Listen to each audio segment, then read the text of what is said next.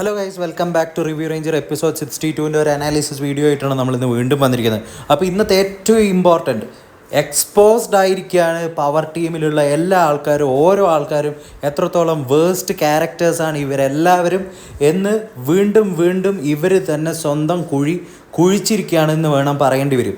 അതായത് ജയിലിലോട്ടേക്കുള്ള nomination last വീക്കത്തെ performance വെച്ചിട്ട് അതിൽ പവർ ടീമിൻ്റെ ഡയറക്റ്റ് നോമിനേഷനിൽ അവർ എടുത്തിരിക്കുന്നത് ജാസ്മിനെയാണ് നോമിനേറ്റ് ചെയ്തിരിക്കുന്നത്. അതായത് ആ റോബോട്ടൊക്കെ ആയിട്ട് എത്ര നല്ലതാണ് ജാസ്മിൻ പെർഫോം ചെയ്തതെന്ന് നമ്മളെല്ലാവരും കണ്ടതാണ്. അതിൻ്റെ ഇടയിൽ ജാസ്മിൻ ഉണ്ടായിട്ടുള്ള ഫിസിക്കൽ അറ്റാക്ക്, ആ ഒരു അറ്റാക്ക് ഉണ്ടായിട്ട് വരെ, ഇത്രയും മെൻ്റലി ഡൗൺ ആയിട്ട് വരെ ആ ഒരു വ്യക്തിയുടെ അടുത്ത് അപ്പം തന്നെ ക്ഷമിച്ച്, അല്ലെങ്കിൽ അതിനുശേഷം വീണ്ടും യാതൊരുവിധ ഒരു വെറുപ്പും കാര്യങ്ങളും ഒന്നും കാണിക്കാതെ മുന്നോട്ടേക്ക് പോയ ജാസ്മിനെ നോറയും റസ്മിനും അഭിഷേക് ശ്രീകുമാറും ഋഷിയും ഇവരൊക്കെ ചേർന്ന് സെലക്ട് ചെയ്തിരിക്കുന്നു.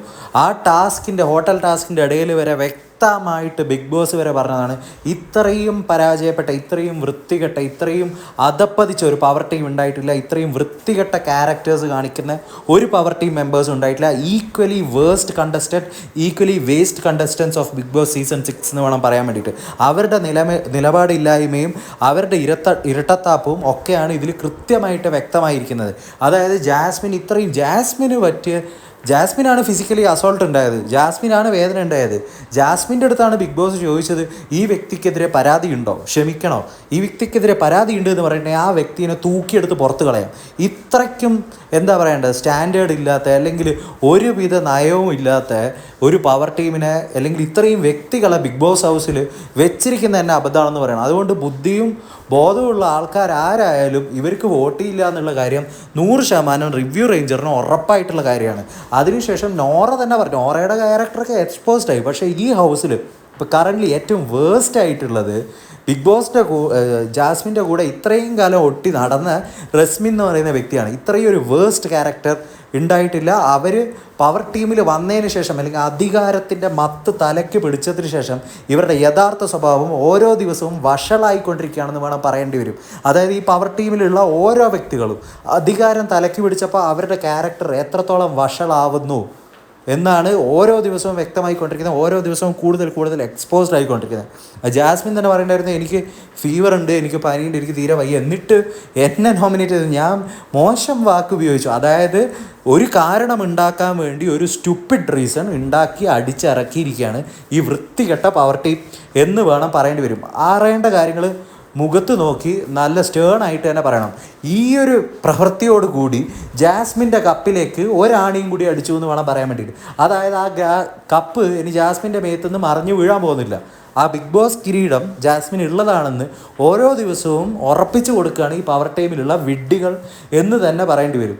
പിന്നീട് ഇന്ന് നടന്ന വേറൊരു കാര്യം എന്ന് പറഞ്ഞു കഴിഞ്ഞാൽ ഗെയിമാണ്, ക്യാപ്റ്റൻസി ടാസ്കിന് വേണ്ടിയിട്ടുള്ള ഗെയിം.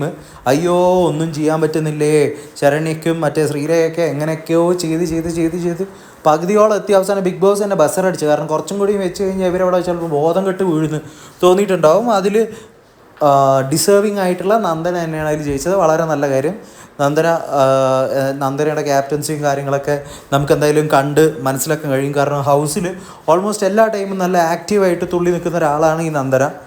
ചിലപ്പോൾ വെറുപ്പിക്കുന്ന സ്വഭാവമൊക്കെ കണ്ടിട്ട് ഭയങ്കര ഇറിറ്റേറ്റഡ് ആയിട്ടുണ്ട്. പക്ഷേ എന്നാലും ഇവിടെയൊക്കെ ഒരു നല്ല മനസ്സുള്ളതായിട്ട് തോന്നുന്നു. അതായത് ഒരു ഒരു മനസ്സിൽ എന്തെങ്കിലും വെച്ചുകൊണ്ട് പെരുമാറുന്ന ഒരാളായിട്ട് തോന്നിയിട്ടില്ല, കൂടുതലും ഒരു നിഷ്കളങ്കമായിട്ടാണ് തോന്നിയിട്ടുള്ളത്.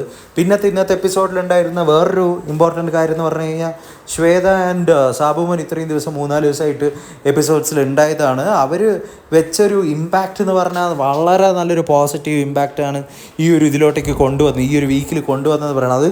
പ്രത്യേകിച്ച് കണ്ടസ്റ്റൻസിൻ്റെ ഇടയിൽ. കാരണം ജിൻഡോ ആൻഡ് ജാസ്മിൻ അല്ലാതെ അവിടുത്തെ എല്ലാ കണ്ടസ്റ്റൻസും വെറും നനഞ്ഞ പടക്കുന്നല്ലാതെ ഒരു കാര്യമില്ല, പൊട്ടോ ഇല്ല, തെറിക്കോ ഇല്ല, കത്തുവോ ഇല്ല. കാട്ടുതീ എന്നൊക്കെ പറഞ്ഞ് വന്നവൻ വെറും നനഞ്ഞ പടക്കത്തിൻ്റെ അപ്പുറത്തേക്ക് എന്തെങ്കിലും 10 കൊല്ലം മുമ്പുള്ള നനഞ്ഞു പോയ പടക്കെന്ന് വേണം പറയാൻ വേണ്ടിയിട്ട്. അമ്മാതിരി രീതിയിലുള്ള ആൾക്കാരാണ്. അപ്പോൾ ഇവർ കൊണ്ടുവന്ന് ഇവർ പേരെടുത്ത് പറഞ്ഞ കുറച്ച് ആൾക്കാരുണ്ട്.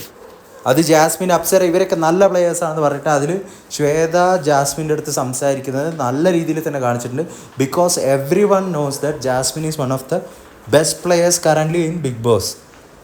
അത് പരമമായ സത്യമാണ്. അതിൽ ഒന്നും തന്നെ മാറ്റാനും മാറ്റിയെടുക്കാനും തട്ടാനും ഒന്നും തന്നെ സാധിക്കില്ല. അതുകൊണ്ടാണ് ഇവരൊക്കെ അങ്ങനെ പറഞ്ഞത്.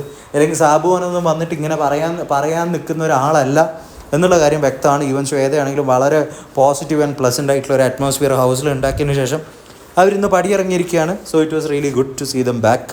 സോ ഇതൊക്കെയാണ് ഇന്നത്തെ എപ്പിസോഡിൽ നടന്ന വ്യക്തമായി ഇന്നത്തെ കാര്യങ്ങൾ എന്ന് പറഞ്ഞു കഴിഞ്ഞാൽ.